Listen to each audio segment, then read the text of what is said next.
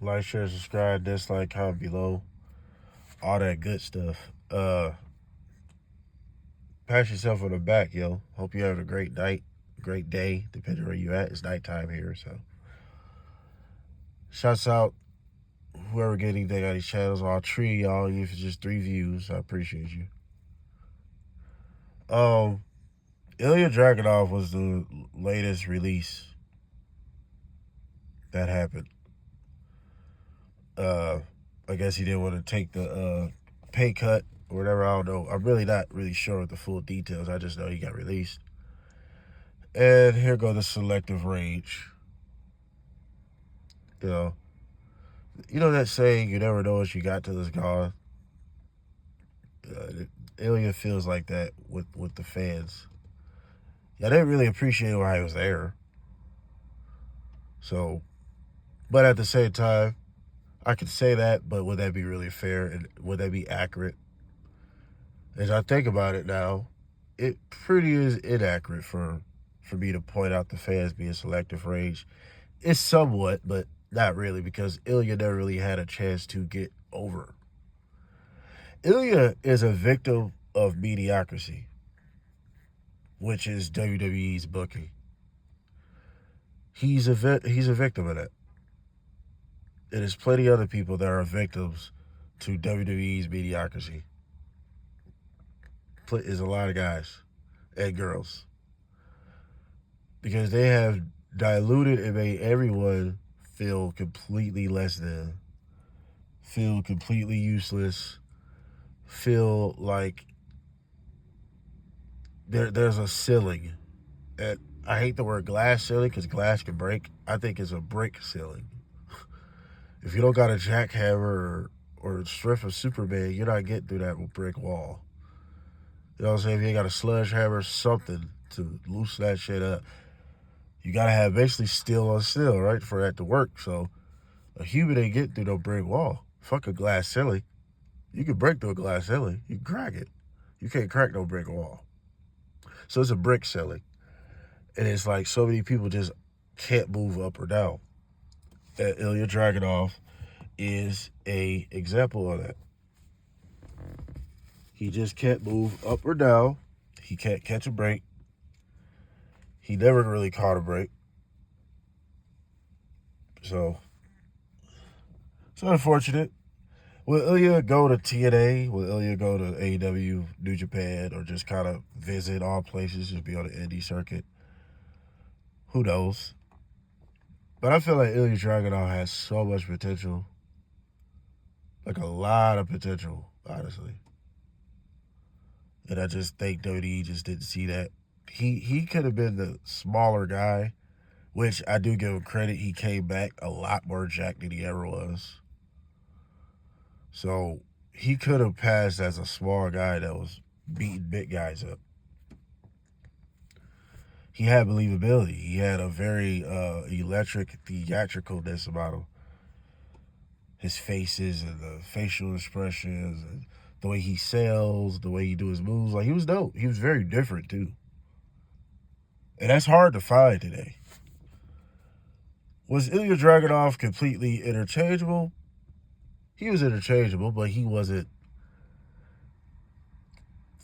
He was interchangeable, but he could have molded himself to be completely original, because he didn't move like many other people in the ring. He didn't tell a story in the ring like other people. I mean, I could have pictured Ilja Dragunov at least going for a world title against Roman and actually having like a really good match that would shock everybody. I could have seen that happen. And I realized we're never was going to get the NXT UK reunion between Gunther and Ilja. A lot of people talk about to this day. And it's like, yeah, man, it's unfortunate, though. It's very unfortunate. But in the same breath, I could say, was Ilja going to do anything more than just be United States champion? Honestly, no. I think we all do that. He was just going to be a big car guy, which is okay. Because we got to understand, everybody can't be a world champion. It's not possible to do that. There's only one person. There's only one. Well, there's only 2 world titles. There's only 2 people at a time. It's really just not room for everybody else sometimes. It's just not. So, you got to understand, some people, unfortunately, will get lost in the shuffle because that comes with the territory. You don't have to like it, but that's the business. People that you think is real dope, fire, like, man, how could you not use him or use them, da da da da da. But it's always gonna be people like that. It just is. So it's unfortunate with Ilja, because I still think Ilja got a lot of potential. He could get somewhere. I'm sure he got a job somewhere. I'm sure of that.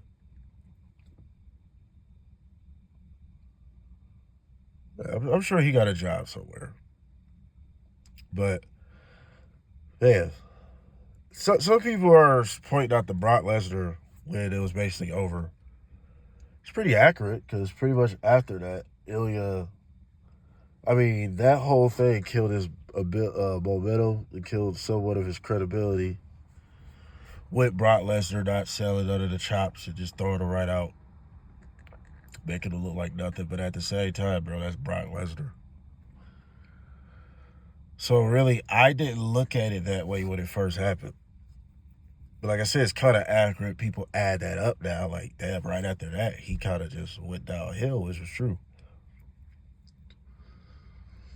But I blame the booking. I blame the booking committee. I blame them. They the ones that never booked him in a strong position. They never booked him in a strong position.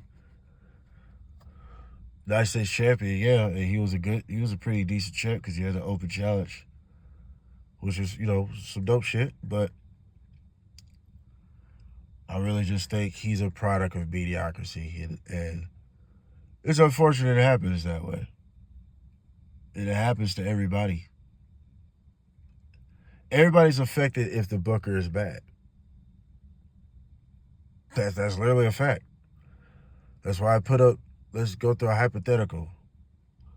Let's just say if Triple H at 55 going on 56 years old, let's just say if Triple H was running in the middle of the Attitude Era, pretty much at the end of the Attitude Era, going into the Ruthless Aggression Era, which Vince McMahon in 2001 was 55, 56 years old. So let's say if they switch places, do you think the Ruthless Aggression Era would have been successful? And obviously no, because we're looking at today, and I'm not saying they're not financially successful. They're financially more successful than they ever been. But as a product and making big stars for the next generation to lead on, yeah, Ruthless Aggression Era would have ended before it started if Triple H was running it. That's just a fact. I think we all know that too. It would have been over before it started. Guaranteed. It would have been over before it started. Because look at everybody today. Because now we in a dilemma. Now we got to put up an ultimatum. Do we basically job out Brian Breaker against Oba? And in this case, you pretty much got no choice. You pretty much got no choice. Hopefully it's a draw. Hopefully it's something and they really go at it. Because it's just crazy how Brian Breaker and Gunther's credibility has really squandered. Like, it's really down. Especially Gunther. Brian Breaker can recover. I just don't think Gunther can. I really don't. It's hard to forget you losing to Jey Uso. It's hard forgetting certain things. It really is. Even though he's getting booked well and good, relatively fair better than a lot of other people. But his credibility as that monster, I see why the Brock Lesnar shit didn't happen. I see why it didn't. You know what I'm saying?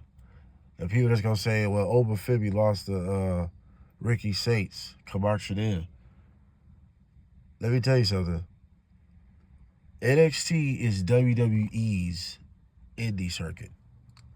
So just like the indie circuit, that shit does not count once you hit the main roster. Sorry.